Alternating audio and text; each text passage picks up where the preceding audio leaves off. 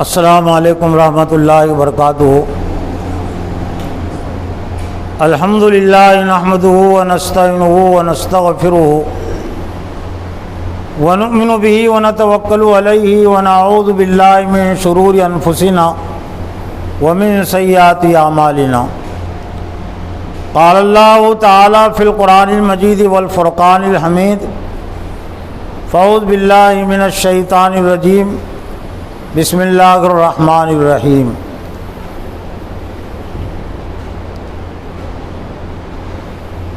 هو اللہ الذی لا الہ الا هو عالم الغیب والشہادۃ هو الرحمن الرحیم۔ هو اللہ الذی لا الہ الا هو الملک القدوس السلام المؤمن المہیمن العزیز الجبار المتکبر سبحان اللہ عما یشرکون۔ هو اللہ الخالق البارئ المصور لہ الاسماء الحسنی یسبح لہ ما فی السماوات وما فی الارض وهو العزیز الحکیم۔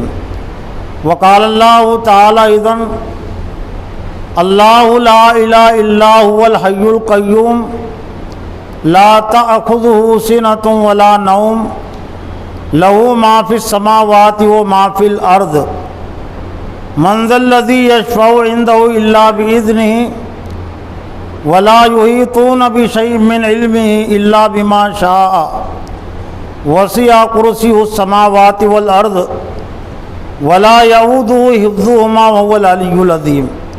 وقال ايضا قل هو الله احد الله الصمد لم یلد ولم یولد ولم یکن له کفوا احد۔ صدق اللہ العظیم۔ وعن ابن عباس رضی اللہ تعالیٰ عنہ قال كنت ردیف النبی صلی اللہ علیہ وسلم فقال رسول اللہ صلی اللہ علیہ وسلم یا غلام الا اعلمک بکلمات ینفعک اللہ بہن؟ قلت بلا۔ قال احفظ اللہ یحفظک الی آخر الحدیث۔ معزز و محترم دینی بھائیوں، بزرگوں، نوجوانوں، خواتین اور بہنوں، آج کے اس جمعہ کے خطبے میں جس عنوان اور موضوع کے تحت کچھ باتیں پیش کرنی ہیں وہ اسلام کا ایک بنیادی عقیدہ ہے، عقیدہ توحید۔ توحید کو ایمان باللہ کے نام سے بھی یاد کیا جا سکتا ہے، یعنی ایک اللہ پر ایمان، اسی کا نام توحید ہے۔ توحید لفظ احد سے بنا ہے، ایک ماننا، اور اس سے مراد ہے اللہ کو ایک ماننا، لیکن ماننے سے پہلے جاننا ضروری ہے، اور صرف ذات کے لحاظ سے نہیں، اس کی تمام صفات کے لحاظ سے اللہ کو ایک ماننا۔ عقیدہ توحید اسلام کی بنیاد جو 3 عقائد پر ہے ان میں سے سب سے پہلا عقیدہ ہے۔ یقیناً اسلام کی ترتیب تو وہی ہے جس کا تذکرہ آج سے 15 دن پہلے کے جمعہ میں کیا گیا تھا، شرک سے بچنا، اپنے ذہن اور دماغ کو شرک سے پاک اور صاف کرنا، اور پھر اس ذہن اور دماغ میں سب سے پہلے عقیدہ توحید کو داخل کرنا، عقیدہ توحید کو نشو و نما دینا، اللہ کے ایک ہونے کا پودا لگانا اور اس کی آبیاری کرنا۔ ہم اچھی طرح جانتے ہیں کہ دین اسلام کا کوئی بھی عمل ایسا نہیں ہے جو خود بخود حاصل ہو جائے، خود بخود ذہن اور دماغ میں ایمان اور اسلام مضبوط ہو جائے۔ خود بخود اگر کوئی چیز ہو سکتی تھی تو میں ایک عام فہم مثال کے ذریعے سے اس کو سمجھانے کی کوشش کرتا ہوں۔ وہ یہ کہ دودھ پیتا بچہ اس بات کا سب سے زیادہ مستحق تھا کہ خود بخود ماں کا دودھ اس کے پیٹ میں پہنچ جاتا، چلا جاتا، لیکن بچے کو بھی رونا پڑتا ہے، رونے کی تکلیف اس کو برداشت کرنی پڑتی ہے، اور صرف رونے کی تکلیف نہیں، دودھ کو چوسنے کی تکلیف بھی اس کو جھیلنی پڑتی ہے۔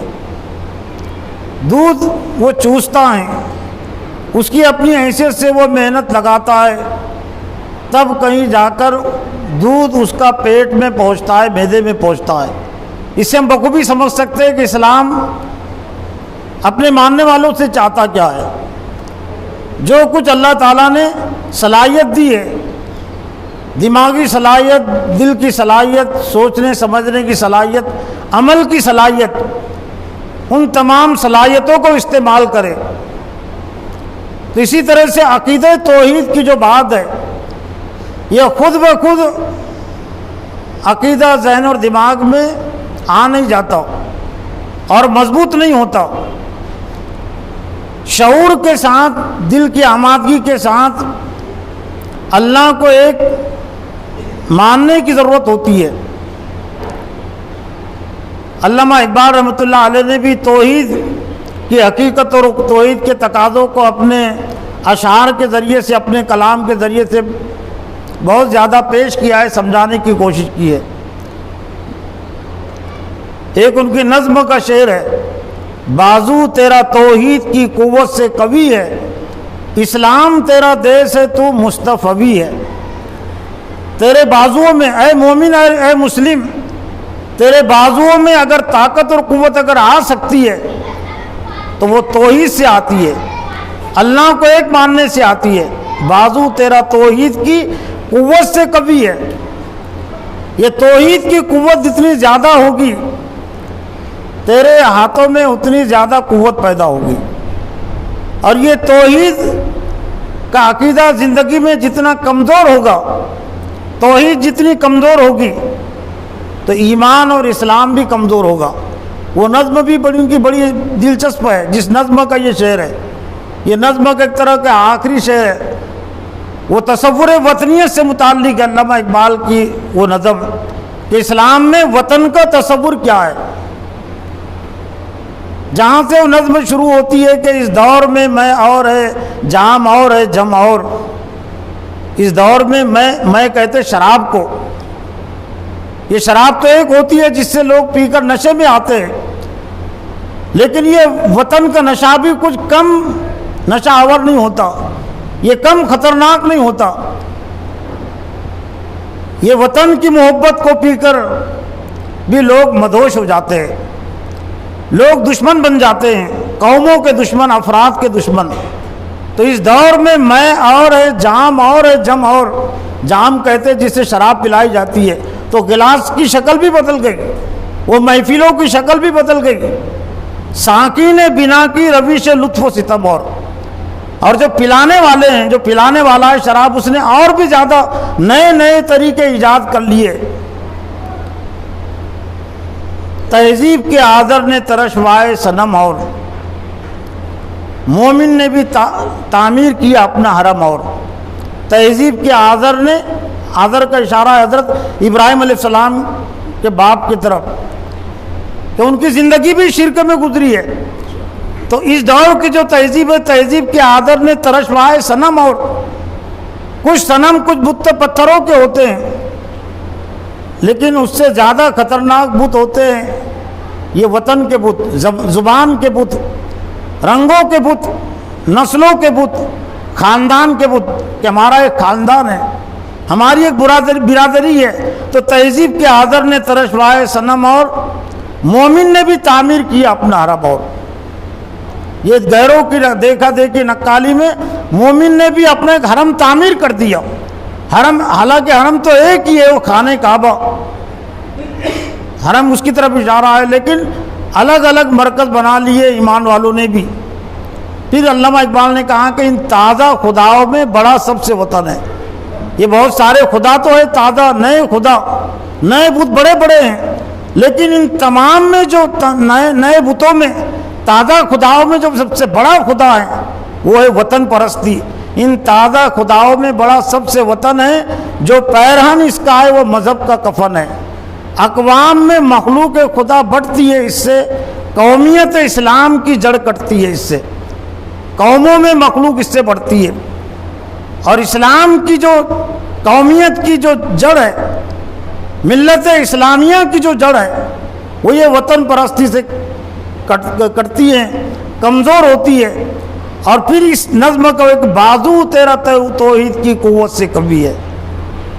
یہ تازہ خداؤں کا تذکرہ کرنے کے بعد، وطن پرستی کا تذکرہ کرنے کے بعد تیرے اندر جو مضبوطی آئیں گی وہ وطن پرستی اور وطن کی محبت اور وطن کے نعرے سے نہیں آئیں گی، بازو تیرا توحید کی قوت سے کبھی ہے، اسلام تیرا دیس ہے، تو مصطفی ہے۔ یہ ہمارا اصل وطن، کہ ہمارا اصل وطن، اصل ملک و اسلام ہے۔ ہماری جو نسبت مصطفی ہے، مصطفی کہتے حضرت محمد صلی اللہ علیہ وسلم کے ماننے والے کو، اصطفیٰ یصطفی منتخب، یہ صرف قرآن مجید میں الفاظ استعمال ہوئے ہیں امت مسلمہ کے لیے کہ اللہ تعالیٰ نے چن لیا ہے، منتخب کر لیا ہے۔ عقیدہ توحید کو سمجھانے کے لیے قرآن مجید میں اللہ تعالیٰ نے، یوں ہم یہ کہہ سکتے ہیں کہ 1/3 قرآن مجید عقیدہ توحید کی تفہیم پر، اس کی وضاحت پر ہے۔ سورہ اخلاص کو، قل هو اللہ احد کو قرآن مجید کا 1/3 حصہ کہا جاتا ہے۔ آیات کے لحاظ سے تو بہت چھوٹی سی صورت ہے، لیکن قرآن مجید کا 3 حصہ اس کو کہا جاتا ہے۔ مطلب یہ کہ قرآن مجید کے 10 پارے کہہ لیجئے، الگ الگ جو 10 پارے توحید کی وضاحت اور توحید کی تفہیم پر ہے، سمجھانے پر ہے، اور پھر 1/3 حصہ وہ عقیدہ رسالت پر مبنی ہے، 1/3 حصہ وہ عقیدہ آخرت پر مبنی ہے۔ لیکن 3 جگہوں کی میں نے جو آیتیں آپ کے سامنے پیش کی، ہوں تو قرآن مجید کا 1 حصہ، 1/3 وہ عقیدہ توحید پر مبنی ہے، لیکن یہ 3 جگہوں کی جو آیتیں ہیں، ایک طرح سے یہ نچوڑ اور خلاصہ لیے ہوئے ہیں۔ سورہ حشر کی آخر کی 3 آیتیں، هو اللہ الذی لا الہ الا هو عالم الغیب والشہادۃ هو الرحمن الرحیم، اور یہ قرآن مجید کا ایک طرح سے واحد مقام ہے کہ 3 آیتوں میں اللہ تعالیٰ کی 20 اہم صفات بیان کی گئی ہے۔ اللہ کی وجہ سے 99 صفات ہے، اہم صفات، جو 99 جو نام کہے جاتے ہیں تو دراصل وہ صفاتی نام ہے۔ اللہ کا ذاتی نام تو ایک ہے، اللہ، لیکن یہ ذاتی نام میں بھی اس کے معبود ہونے کا مفہوم خود بخود شامل ہے۔ الالہ سے اللہ بنا ہے، الہون کہتے ہیں معبود کو، اور اسی سے اللہ، یعنی اللہ ایسا ہے کہ جو اس کے ذات میں بھی اور اس کے ذاتی نام میں بھی معبود ہونے کا مفہوم شامل ہے، کہ وہ اللہ ہستی جو معبود ہے، جو پرستش کے لائق ہے۔ لیکن چونکہ اس دنیا میں اللہ نے اپنے دشمن کو اور انسانوں کے دشمن کو ڈھیل اور مہلت دی ہے، اس لیے اللہ تعالیٰ نے سمجھانے کے لیے بہت زیادہ مثالیں بیان کی ہے۔ وضاحت، کتاب مبین، قرآن مجید کا ایک جو نام ہے وہ کتاب مبین بھی ہے، یعنی واضح کتاب، کھلی ہوئی کتاب۔ شیطان کی ایک صفت یہ بھی عدو مبین، شیطان تمہارا کھلا ہوا دشمن ہے، حالانکہ شیطان نظر تو نہیں آتا، لیکن کھلا ہوا دشمن اس کو قرار دیا گیا۔ شیطان کی کوئی چال، شیطان کا کوئی حربہ، شیطان کی کوئی سازش ایسی نہیں ہے جس کو اللہ تعالیٰ نے قرآن میں نہ بیان کی ہو۔ اس کی جتنی چالیں ہیں، جتنی سازشیں ہیں، تو اللہ تعالیٰ نے کھول کھول کر بیان کر دی ہے، واقعات کے ذریعے سے بھی، مثالوں کے ذریعے سے بھی، اور انسانوں کے کردار کے ذریعے سے بھی، طرز عمل کے ذریعے سے بھی۔ اور دنیا میں آنے سے پہلے جب جنت میں حضرت آدم اور حضرت حوا کو اللہ تعالیٰ نے رکھا تھا، تو وہیں سے ایک طرح سے اللہ نے بتلا دیا کہ تمہارا جو دشمن ہے ابلیس، وہ کس نوعیت کا ہے اور کس طرح سے وہ بہکائے گا۔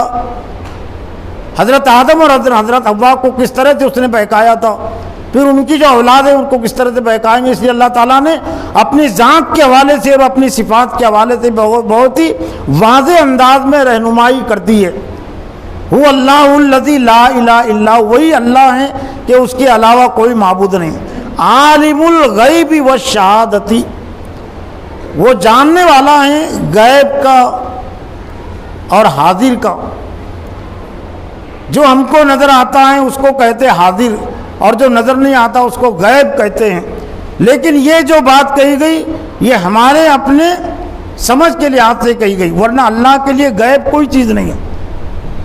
انسان کے لیے ایک چیز غیب ہوتی ہے، اس کی نظروں سے اوجھل ہوتی ہے، لیکن اللہ سے کوئی بھی چیز اوجھل نہیں ہے. تو غیب کے حوالے سے ہم یہ نہ بھولیں کہ یہ جو غیب کی بات کہی گئی وہ ہماری اپنی سمجھ کے لحاظ سے، ہماری اپنی آنکھوں کی کمزوری کے حوالے سے.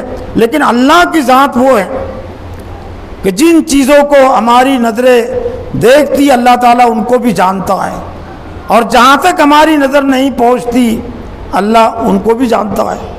اب یہی صفت اگر ہم اپنے ذہن اور دماغوں میں بٹھا لیں کہ اللہ تعالیٰ جاننے والا ہے، اللہ مجھے دیکھ رہا ہے، وہ بصیر ہے، وہ سمیع ہے، وہ سننے والا ہے، تو کتنے لوگ گناہ کی جرات کریں گے، اللہ کے نافرمانی کی جرات کریں گے. دنیا کی مثالوں کے ذریعے سے ہم اس کو سمجھ سکتے ہیں کہ کوئی کسی ادارے میں کام کر رہا ہے، کسی پارٹی میں کام کر رہا ہے، لیکن اس کو علم ہو جائے کہ میں جو ادارے میں کام کر رہا ہوں، ادارے کا جو صدر ہے، ادارے کا جو سربراہ ہے، وہ 24 گھنٹے مجھ پر نظر رکھے ہوئے ہیں. گھنٹے 2 گھنٹے نہیں، 24 گھنٹے مجھ پر نظر رکھے ہوئے ہیں، اور 24 گھنٹے وہ میری مصروفیتوں کو دیکھ رہا ہے. اب سی سی کیمرے کے ذریعے سے تو آسان ہو گیا، لیکن اس کے سامنے سی سی کیمرہ بھی کوئی حقیقت نہیں رکھتا.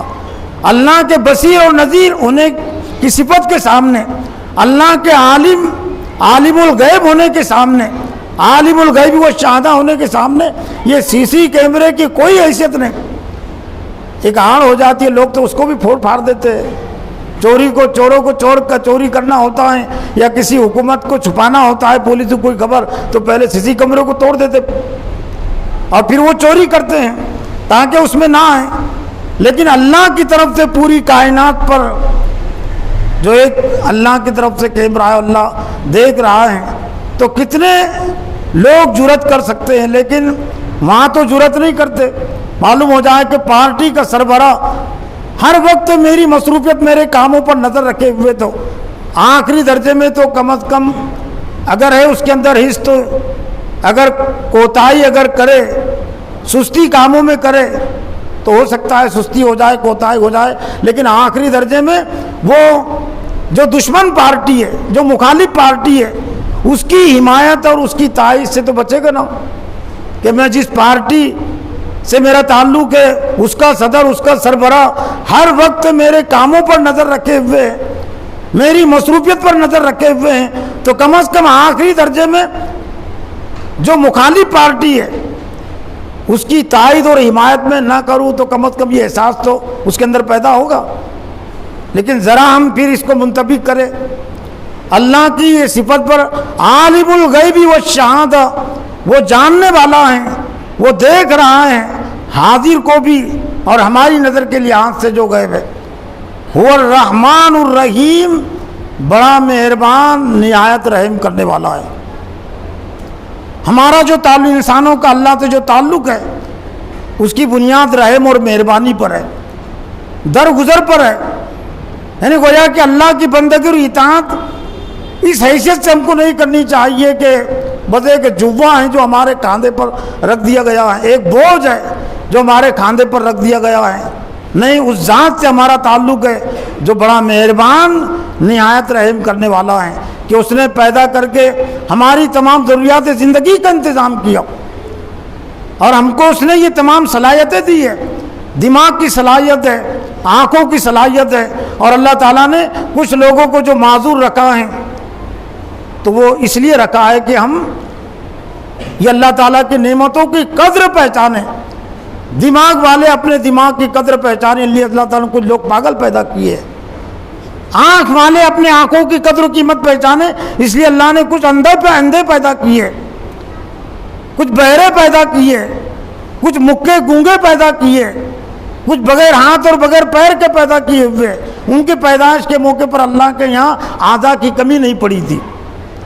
اللہ کا خزانہ بہت وسیع ہے، للہ خزائن السماوات والارض، آسمان زمین کے خزانے اس کے پاس ہے۔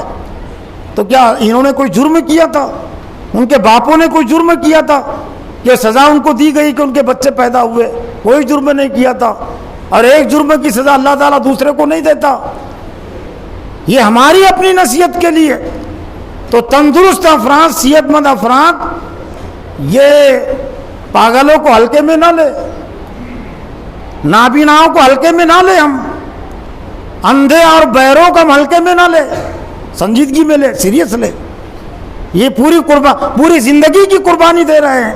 اللہ تعالیٰ نے انسانوں کے عام صحت مندوں کی ہدایت کے لیے پوری زندگی بھر کے لیے ان کو معذور بنایا ہے، ان سے نصیحت عبرت حاصل کرے۔ عالم الغیب و شہود الرحمن الرحیم۔ لیکن رحم اور مہربانی کے حوالے سے ایک بات یہ ہے کہ یہ تعلق ہے دنیا میں، آخرت میں، آخرت سے متعلق اللہ تعالیٰ نے جو کچھ بیان کیا وہ یہ کہ آخرت میں اللہ کی رحم، اللہ کی مہربانی کا مستحق بننے کے لیے ایمان کی حالت سے جانا شرط ہے۔ جو شرک کی حالت اور کیفیت سے جائے گا، مشرک ہو کر، کافر ہو کر وہ مرے گا، اس پر کوئی رحم اور مہربانی نہیں۔ دنیا میں تو کافروں پر، مشرکوں پر بھی اللہ تعالیٰ کی رحمت ہے، اور اللہ تعالیٰ کی جو دی ہوئی نعمتیں ہیں وہ کافر اور مشرک بھی کھاتے رہیں گے، اور آج بھی کھا رہے ہیں، اور قیامت تک یہ کافروں اور مشرکوں کو یہ ہوا کی نعمت، پانی کی نعمت، کھانے کی نعمت ملتی رہیں گی۔ لیکن قرآن مجید میں صراحت ہے کہ پھر یہ چیزیں، یہ نعمتیں کافروں پر حرام کر دی جائے گی، صرف ایمان والوں کے لیے یہ خاص رہیں گی۔ تو رحم اور مہربانی کے حوالے سے اس بات کو ہم نہ بھولیں۔ بہت سارے لوگ رحم اور مہربانی، اللہ کی یہ جو صفات الرحمن الرحیم، اس کو سن کر، اس کو پڑھ کر غلط فہمی مبتلا ہو جاتے ہیں کہ ہم جو چاہے ہم کرتے رہے، اللہ تعالیٰ معاف کرنے والا ہے۔ یہ دنیا میں اللہ تعالیٰ موقع دیتا ہے، ڈھیل دیتا ہے، لیکن دنیا میں بھی جب کسی قوم کی اور کسی شخص کی سرکشی بڑھ جاتی ہے تو پھر یہیں اس کی ڈھیل اور مہلت بھی ختم ہو جاتی ہے۔ اور پھر قرآن مجید کی تاریخ اس سے بھری پڑی ہے کہ نوح علیہ السلام کے مخالف قوم کو اللہ تعالیٰ اسی دنیا میں سزا دی ہے، فرعون کو بھی اس دنیا میں اللہ نے سزا دی ہے، قوم عاد اور قوم سمود کو بھی دی ہے، حضرت محمد صلی اللہ علیہ وسلم کو جھٹلانے والوں کو بھی سزا دی ہے، اور یہ سلسلہ آج بھی جاری ہے اور یہ قیامت تک جاری رہے گا۔ هو اللہ الذی لا الہ الا هو الملک القدوس السلام المؤمن المہیمن العزیز الجبار المتکبر۔ یہ تمام صفات وہ ہے جو صرف اللہ کے لیے خاص ہے، کہ اللہ کے علاوہ کوئی معبود نہیں۔ الملک وہ اصل بادشاہ ہے، اصل اقتدار کا مالک وہی ہے۔ اس کی بادشاہت میں کسی اور کو شریک کرنا، کسی اور کو قانون ساز ماننا، کسی اور کو حکمراں تسلیم کرنا، یہ اس کی ملکیت میں شرک ہے، اس کی بادشاہت میں شرک ہے۔ اور یہ بھی اسی طرح کا شرک ہے جس طرح سے کوئی پتھر کی پوجا پرستش کرے، بلکہ اس سے بڑا شرک ہے۔ پتھروں میں تو یہ جان نہیں ہوتی، یہ طاقت اور قوت نہیں ہوتی کہ آپ کو کسی طرح سے موڑ سکے، وہ تو خود بے جان ہے۔ یہ لوگوں کا وہم ہوتا ہے، گمان ہوتا ہے، جو پتھروں کو معبود مان لیتے، جھاڑوں کو مان لیتے ہیں، سورج کو مان لیتے ہیں، گائے کو مان لیتے ہیں، یہ تو وہم و گمان ہے۔ لیکن گائے کے اندر تو یہ طاقت اور قوت نہیں ہے نا جو کسی کی زندگی کو متاثر کر سکے۔ چاند و سورج کے اندر بھی یہ طاقت اور قوت نہیں ہے، لیکن بادشاہ کے اندر یہ طاقت اور قوت ہوتی ہے۔ اس کے پاس فوج ہوتی ہے، اس کے پاس پولیس ہوتی ہے، طاقت اور قوت ہوتی ہے، اس کے پاس کچھ انعام بھی ہوتا ہے، لالچ کے لیے کچھ چیز ہوتی ہے، اور ڈرانے کی چیز بھی ہوتی ہے۔ تو جو انسانوں میں سے کسی بادشاہ کو اپنا بادشاہ مان لیتے ہیں، اس کی فرما روائی کو قبول کر لیتے ہیں، اس کی حکمرانی کو تسلیم کر لیتے ہیں، تو وہ پھر انسانوں کو اللہ کی بندگی سے ہٹا دیتے ہیں، وہ اپنی آقائی اپنی فرما روائی چلاتے ہیں۔ اس لیے اسلام نے الملک کا جو لفظ ہے، الملک، عبد الملک تو ہو سکتا ہے کہ انسان، ملک نہیں ہو سکتا۔ اس لیے حدیث میں ہے کہ سب سے برا نام اپنے آپ کو ملک کہنا ہے۔ الملک الاملاک، بادشاہوں کا بعد شہنشاہ کہنا، اپنے آپ کو شہنشاہ کہنا، یہ بھی شرک ہے۔ اس لیے انبیاء علیہ السلام جو اللہ کے بہت مقرب تھے، لیکن انبیاء نے اپنا تعارف کبھی بھی اور کہیں بھی بادشاہ کی حیثیت سے نہیں کرایا، ملک کی حیثیت سے تعارف نہیں کرایا۔ ملک کی دعوت، بادشاہت کی دعوت صرف اللہ کے لیے خاص رکھی ہے، اور اللہ نے اپنے لیے خاص رکھی ہے۔ انبیاء کے لیے بھی اللہ تعالیٰ نے جو الفاظ پسند کیے ہیں وہ ہے عبدہ کے، عبدہ و رسولہ، حضرت محمد صلی اللہ علیہ وسلم کے حوالے سے بھی کہ وہ اللہ کے بندے ہیں اور اس کے رسول ہیں۔ حضرت محمد صلی اللہ علیہ وسلم تو اپنے لیے سید کہلانا بھی پسند، سید کے معنی تھے سردار کے، کہ لوگ آپ کے ادب و احترام میں آپ کو سید کہتے، آپ اس کو پسند نہیں کرتے تھے، کیا سید ہوتی صرف اللہ ہے، اصل سردار۔ تو الملک بادشاہ وہی ہے۔ اس لیے اسلامی حکومت جب قائم ہوتی ہے اور اس میں جو سب سے بڑا عہدہ ہوتا ہے وہ امیر المومنین خلیفۃ المسلمین کا ہوتا ہے، ملک المسلمین نہیں، ملک المومنین نہیں۔ ایمان والوں کا بادشاہ صرف اللہ ہی ہوتا ہے۔ یہ اور ہے کہ ہم نے یہ جمہوری بادشاہوں کو، حکمرانوں کو، باطل پرستوں کو بھی بادشاہ مان لیا۔ خلیفۃ المسلمین کے لیے بھی جائز نہیں ہے کہ اپنے آپ کو بادشاہ کہے، اور جب تک خلافت راشدہ تھی تو وہ خلفاء کا تعارف بھی، اور اس کے بعد میں بھی حالانکہ وہ بادشاہت کا کردار آ گیا تھا، لیکن ان کا جو تعارف ہے وہ خلافتی کا تعارف ہے۔ خلیفہ، نائب، جو اللہ کے تابع ہیں، جو امیر المومنین ہیں، مسلمانوں کا امیر۔ آج بھی جو ہے بادشاہ بن گئے، لیکن پھر بھی لفظی لحاظ سے بھی کم از کم استعمال کرتے خادم حرمین شریفین، وہاں کا جو بادشاہ ہیں، تو آج بھی خادم حرمین شریفین اگرچہ کردار آ گیا بادشاہت کا، لیکن پھر بھی بہرحال ایک ظاہری لحاظ سے خادم حرمین شریفین، حرمین شریفین مسجد نبوی اور مسجد حرام کی طرف اشارہ ہوتا ہے کہ دونوں کا یہ خادم ہے وہاں کا جو بادشاہ، اس لیے الخادم حرمین شریفین۔ الملک القدوس جو بے عیب ہے، السلام، سلامتی دینے والا۔ اللہ اگر کسی کو سلامتی نہ دے تو دنیا کی کوئی طاقت اور قوت کسی کو سلامتی نہیں دے سکتی، تو وہیں سے سلامتی مانگنی چاہیے۔ لیکن اللہ تعالیٰ اس کو سلامتی دیتا ہے جو اللہ سے سلامتی مانگتا ہے، جو حکمرانوں سے چین و سکون مانگتا ہے۔ باطل پرست حکومتوں سے چین و سکون کی امید رکھتا ہے، باطل پارٹیوں سے چین و سکون کی امید رکھتے ہیں۔ جیسا کہ 1857 کے بعد سے ہم یعنی بر صغیر کے ہندوستان کے مسلمان، جس میں بنگلہ دیش بھی ہے، پاکستان بھی ہے، بھارت بھی ہے، امید لگائے ہوئے ہیں یہ غیر اسلامی پارٹیوں سے کہ ان کے ذریعے سے سلامتی ہم کو ملیں گی، چین و سکون ہم کو ملے گا۔ لیکن نہ بنگلہ دیشیوں کو چین و سکون ملا، نہ پاکستانیوں کو چین و سکون ملا، نہ بھارتی مسلمانوں کو چین و سکون ملا۔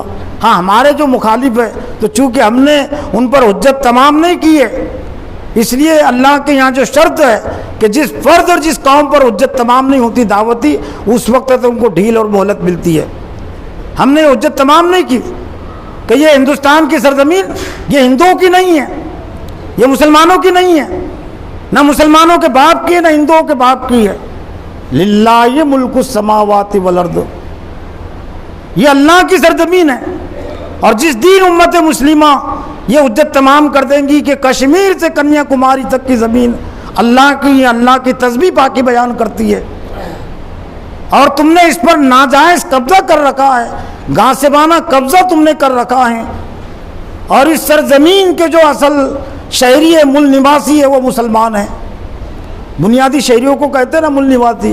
ایک آدیواسیوں میں تحریک چلتی ہے، ان کا ایک اپنا الگ پس منظر ہے کہ اپنے آپ کو مول نواسی کہتے ہیں، وہ بحث میں چھوڑیے۔ لیکن حقیقت کے لحاظ سے صرف بھارت نہیں، دنیا کے مول نواسی مسلمان ہیں، بنیادی شہری، اولین شہری مسلمان ہیں۔ حضرت آدم اور حضرت حوا سے اس دنیا کا آغاز ہوا ہے، اور تقریباً 1 صدی تک 1000 سال تک دنیا میں صرف اور صرف مسلمان رہے ہیں۔ جب تک حضرت آدم علیہ السلام دنیا میں رہے تھے انہوں نے نافرمانی ہوئی ایک ان کے بیٹے سے، لیکن شرک نہیں ہونے دیا انہوں نے۔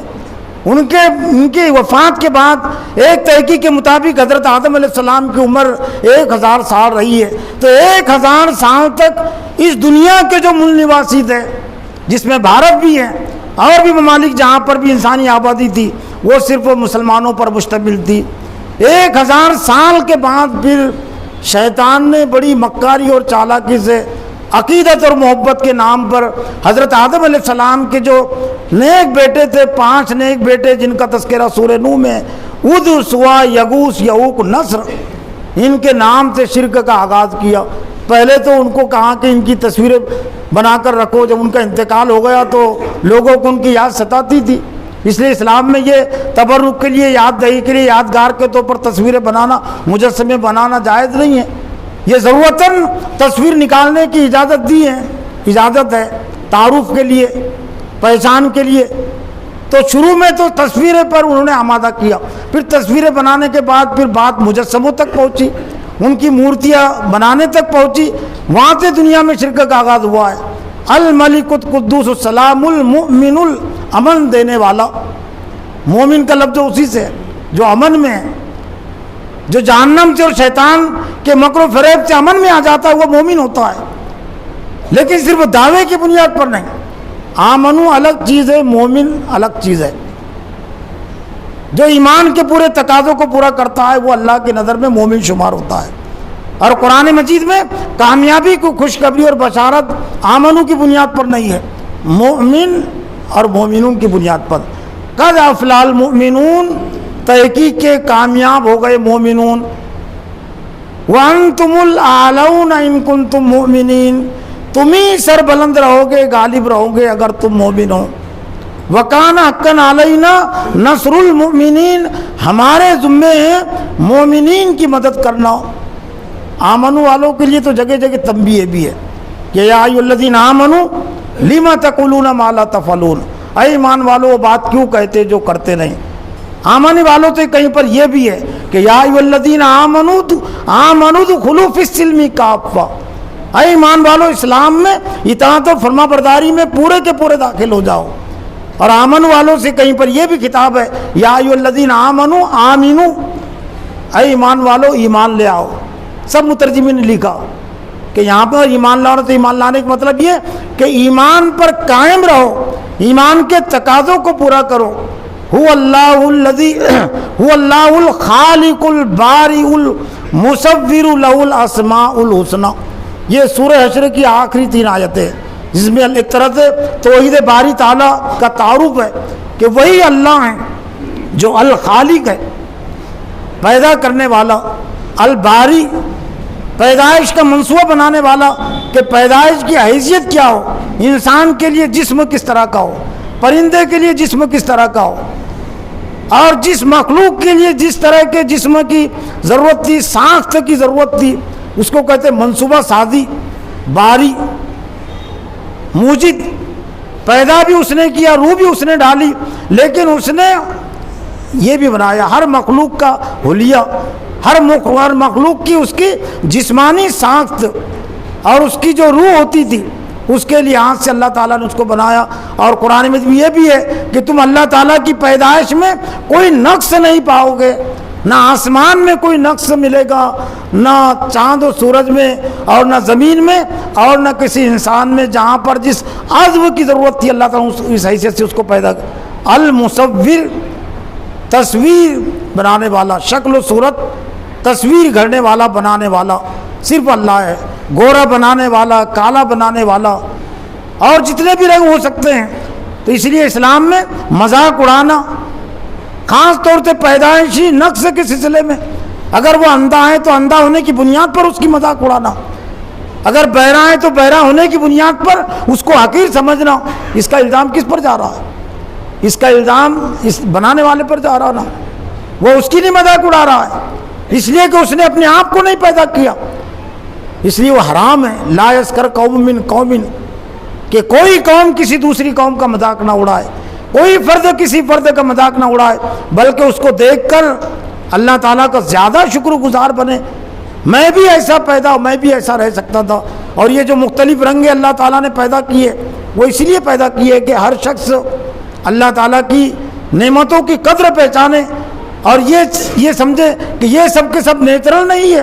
جیسا کہ ایک دنیا میں خیال یہ بھی ہے کہ یہ سب نیچرل ہے، یہ خود بخود ہے، یہ کائنات بھی اور آسمان زمین بھی اور انسان بھی خود بخود پیدا ہوتے ہیں، خود بخود بڑھتے ہیں۔ تو ایک طرح سے یہ چیز عقل سے بھی ٹکراتی ہے اور حقیقت سے بھی ٹکراتی ہے۔ وہ العزیز الحکیم، اور وہ غالب ہے۔ آیت الکرسی میں بھی اللہ تعالیٰ نے توحید کے پہلو کو بہت زیادہ نمایاں کیا۔ اب چونکہ وقت زیادہ نہیں ہے، لیکن آیت الکرسی کی جو اہمیت اور فضیلت ہے احادیث میں بھی اس کے پڑھنے کی، تو وہ صرف تبرک اور ثواب کے لیے نہیں ہے، اس میں توحید باری تعالیٰ کا بہت ہی مؤثر انداز میں بیان ہے۔ اللہ لا الہ الا هو الحی القیوم، کہ اللہ وہ ہیں جو زندہ ہیں اور جو قیوم ہیں، قائم رہنے والا ہے۔ لا تأخذہ سینۃ ولا نوم، نہ اس کو اونگ آتی ہے اور نہ اس کو نیند آتی ہے۔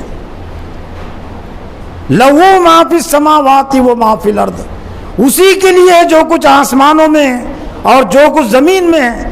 من ذا الذی یشفع عندہ الا بإذنہ، کون ہے جو اللہ کی اجازت کے بغیر سفارش کر سکے؟ کوئی سفارش نہیں کر سکے گا اللہ کی اجازت کے بغیر۔ ولا یحیطون بشیء من علمہ، اس کے علم کا کوئی یہاں تک کر ہی نہیں سکتا۔ وما اوتیتم من العلم الا قلیلا، تم کو جو کچھ علم دیا گیا بہت تھوڑا علم ہے۔ وسیع کرسی السماوات والارض، یہاں وسیع جو کرسی کا جو لفظ ہے وہ اقتدار کے معنی میں، ویسے دنیا میں بھی ہر زبان میں کرسی کا لفظ اقتدار ہی کے معنی میں استعمال ہوتا ہے، ورنہ کرسی تو غریبوں کے پاس بھی ہے نا بیچاروں، بولتے ہیں کرسی کا بھوکا ہے، تو وہ یہ کرسی کا کون بھوکا ہوگا؟ وہ تو مسجدوں معذوروں کے لیے رکھی ہوئی ہے، ہر گھر میں رکھی ہوئی ہے۔ کرسی کا بھوکا مطلب اقتدار کا بھوکا، حکومت کا بھوکا۔ وسیع کرسی السماوات والارض، اس کا اقتدار، اس کا اقتدار آسمانوں اور زمین پر پھیلا ہوا ہے۔ اور ولا یعود حفظہما، اور ان دونوں کی حفاظت اس کو تھکاتی نہیں۔ بہت بڑی چیز ہے نا، بڑی صفت ہے نا اللہ کی۔ انسان یہاں کام کر کے بڑی جماعت تھک جاتی ہے، پوری فوج تھک جاتی ہے، تھوڑا سا کام کر کے فوج تھک جاتی ہے، ہار جاتی ہے۔ لیکن یہ آسمان و زمین کا نظام حد نظر تک پھیلا ہوا، لیکن اللہ فرمایا کہ ولا یعود حفظہما، یہ دونوں کی حفاظت اس کو تھکاتی نہیں۔ اللہ تعالیٰ کوئی تھکن محسوس نہیں ہوتی۔ ایسی ذات سے ہمارا تعلق ہے، لیکن اس ذات سے ہمارا رشتہ اور تعلق جڑے گا۔ توحید جتنی مضبوط ہوگی تو اللہ تعالیٰ کی وہ جو قدرت ہے، وہ جو صفات ہے مضبوطی کی، وہ ہمارے اندر اتنی زیادہ مضبوطی آئے گی۔ اور اب وقت چونکہ، لیکن دو مثالوں کے ذریعے سے آسیہ نے بھی توحید کا عقیدہ اپنے اندر مضبوط کیا تھا۔ فرعون اس کا شوہر تھا، تو بڑی طاقت اور قوت کا مالک تھا نا۔ ہزاروں بچے آسیہ نے ذبح ہوتے ہوئے بنی اسرائیل کے اپنی آنکھوں سے دیکھے تھے، لیکن جب حق اس پر واضح ہوا، توحید اس پر واضح ہوئی، تو کتنی بڑی طاقت اور قوت پیدا ہوتی ہے۔ قرآن مجید میں اللہ تعالیٰ نے بیان فرمایا وَضَرَبَ اللَّهُ مَثَلَ الَّذِينَ آمَنُوا امْرَأَتَ فِرْعَوْنَ إِذْ قَالَتْ رَبِّ ابْنِ لَكَ بَيْتًا فِي الْجَنَّةِ وَنَجِّنِي مِنْ فِرْعَوْنَ وَعَمَلِهِ وَنَجِّنِي مِنَ الْقَوْمِ الظَّالِمِينَ۔ اللہ تعالیٰ نے ایمان والوں کے لیے فرعون کی بیوی کی مثال کو بیان کی کہ جب حق اس پر واضح ہوا تو اللہ سے دعا کر رہی ہے کہ اللہ تعالیٰ تو مجھے فرعون سے اس کے عمل سے نجات دے۔ یہاں تو عامداروں کی خوشنودی، خاصداروں کی خوشنودی میں لوگ اپنے دین کو بیچتے ہیں، غیرت کو بیچتے ہیں، امت کا سودا کرتے ہیں نا، ان کی چاپلوسی کے لیے۔ رانی تھی نا، بادشاہ کی بیوی کو رانی کہا جاتا ہے نا، راجا کی بیوی کو رانی، لیکن جب اس رانی پر، اس بیوی پر حق واضح ہوا تو وہ دعا کر اللہ تعالیٰ تو مجھ کو اس سے نجات دے، فرعون سے اور اس کے عمل سے مجھے نجات دے اور میرے لیے جنت میں گھر بنا۔ اور پھر اسی بنی اسرائیل کی تاریخ کے حوالے سے جن جادوگروں کے ذریعے سے موسیٰ علیہ السلام کو فرعون نے شکست دینا چاہی، لیکن جب موسیٰ علیہ السلام کی نصیحت انہوں نے سنی اور معجزے کو دیکھا، فَأُلْقِيَ السَّحَرَةُ سَاجِدِينَ، قالوا آمنا برب العالمین رب موسیٰ و ہارون، سجدے میں گر گئے. آئے تھے فرعون کی دعوت پر، بلایا گیا تھا موسیٰ علیہ السلام کو ہرانے کے لیے، خود ہی ہار گئے اور کہنے لگے ہم ایمان لے آئے رب العالمین پر جو موسیٰ اور ہارون کا رب ہے. فرعون نے کہا کہ میری اجازت کے بغیر تم نے ایمان لا لیا، میں ضرور تمہارے ہاتھ اور پیروں کو مخالف سمت سے کاٹ کر تم کو کھجور کے درختوں پر لٹکا دوں گا. قالوا لا ضیر، ہم کو کوئی اس کی پرواہ نہیں ہے. ایک دن بھی نہیں گزرا تھا نا. لیکن یہ توحید کی طاقت، یہ ایمان باللہ کی طاقت جب شعور کے ساتھ آتا ہے تو اس کے اندر یہ طاقت اور قوت ہوتی ہے. کیا بڑے سے بڑے وہ جادوگر جو تھے وہ اپنے دین سے مرتد ہو گئے.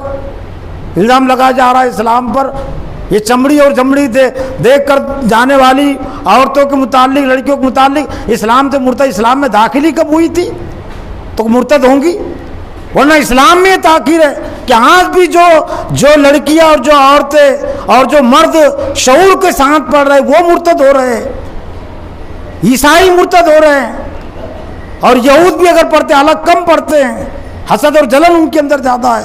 مشرکین قومیں پڑھتی ہیں وہ اسلام میں داخل ہوتی ہے. اسلام کے اندر ماضی میں بھی یہ طاقت اور قوت تھی دوسری قوموں کو مرتد بنا کر اسلام میں داخل کرنا. آج بھی اسلام کے اندر یہ طاقت اور قوت ہے، لیکن شرط یہ ہے کہ شعور کے ساتھ اس کو پڑھا جائے، شعور کے ساتھ اس کو قبول کیا جائے تو اس کے اندر یہ طاقت اور قوت ہوتی ہے. بڑا سے بڑا ظالم اور جابر کچھ نہیں کر سکتا. اس کے ظلم سے ڈر کر کوئی بھی اپنے ایمان کا سودا نہیں کر سکتا. یہ دنیا کی چیزیں تو بہت چھوٹی ہوتی ہے. تو محترم حضرات، ضرورت اس بات کی کہ یہ توحید کی نعمت یہ بہت بڑی دولت ہے، امانت بھی ہے، نعمت بھی ہے، دولت بھی ہے. ہم اس کی جتنی زیادہ قدر کریں گے تو یہ ہمارا ساتھ دیں گی، نہ قدری کریں گے تو پھر دوسروں کے سامنے تو جھکنا ہی پڑے گا. وہ علامہ اقبال نے یہ شعر میں کہا کہ وہ ایک سجدہ جسے تو گرا سمجھتا ہے 1000 سجدوں سے دیتا ہے آدمی کو نجات. ایک ذات کے سامنے جو جھک جاتا ہے ہزاروں کے سامنے جھکنے سے نجات مل جاتی ہے. توحید کی امانت سینوں میں ہمارے آسا نہیں مٹانا، نام و نشاں ہمارا. وقت فرصت ہے کہاں، کام ابھی باقی ہے، نور توحید کا اتمام ابھی باقی ہے. وآخر دعوانا ان الحمدللہ رب العالمین.